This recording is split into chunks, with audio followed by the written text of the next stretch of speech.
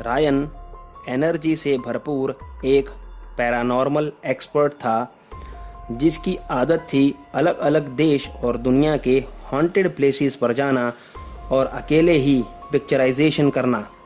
ऐसे ही एक दिन रायन अपनी रिसर्च के हिसाब से बर्मिंघम में एक हॉन्टेड हाउस में जाने का प्लान बनाता है जो कई सालों से अबैंडन्ड था। रायन के कुछ दोस्तों ने रायन को मना तक किया था कि उस जगह कुछ ज़्यादा ही एक्टिव पैरानॉर्मल एक्सपीरियंसेस लोगों को हुए हैं, इसलिए अगर वो वहाँ जाना चाहता ही है तो जाए, लेकिन एक टीम लेके जाए, अकेले वहाँ ना जाए। लेकिन रायन अपने पिछले अनुभवों के दम पर अकेले ही जाने के लिए अड़ा रहा। ऐसे ही एक दिन पूनम की रात को रायन ने वहां जाने का प्लान बना लिया और अपना कैमरा, टॉर्च, शूटिंग के सारे ज़रूरी सामान, EMF मीटर सब कुछ साथ रखकर वह उस हॉन्टेड हाउस के करीब पहुंचा। तभी उसी हॉन्टेड हाउस की छत पर उसे नन का साया दिखा जिसे वो पिक्चराइज करने गया था। रायन को थोड़ा डर भी लगा उस वक्त, क्योंकि उस दिन के पहले उसे कभी भी किसी प्लेस पर भूतिया घटनाएं होती नहीं दिखी थी। लेकिन फिर भी हिम्मत करके रायन उस हॉन्टेड बंगलो की प्रीमाइसिस में एंटर होता है और अपना शूटिंग का सामान सेट कर लेता है। टॉर्च चालू करके, टॉर्च वाली हेलमेट पहन के, अपना नाइट विज़न कैमरा ऑन करके रायन उस घर के कंपाउंड की शूटिंग करता है अपनी आवाज़ में, और उसके बाद वह उस घर के अंदर एंटर करता है। उसने अब की बार एक्सपेक्ट किया ही था कि वह नन उसके सामने आएगी ज़रूर, इसलिए वह मेंटली प्रिपेयर था उसके सडन एनकाउंटर के लिए।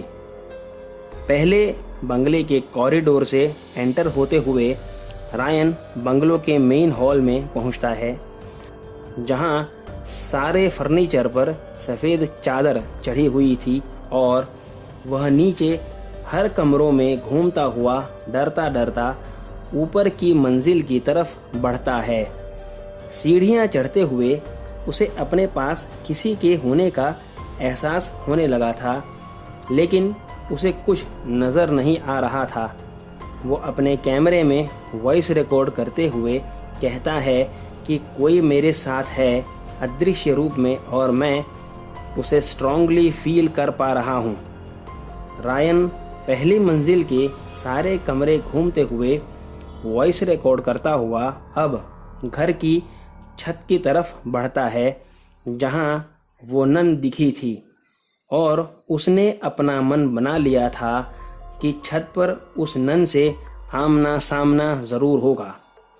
रायन डरते डरते छत पर जाता है, लेकिन वहाँ पर भी उसे कुछ दिखाई नहीं देता, बस कुछ गुनगुनाहट सी उसे सुनाई देती है, लेकिन साफ साफ कुछ पता नहीं चलता उसे। रायन अब थोड़ा कॉन्फिडेंट हो जाता है और जैसे अपनी जीत का जश्न मना रहा हो वैसे विक्ट्री सॉन्ग गाता हुआ छत से नीचे उतरकर आ जाता है।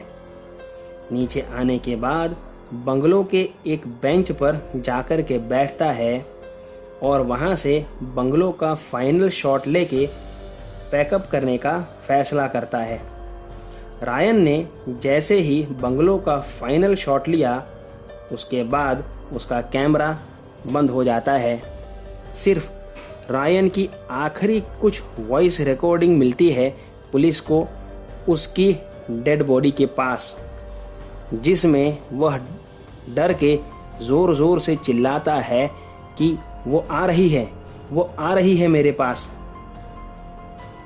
तो दोस्तों, आज की कहानी में बस इतना ही।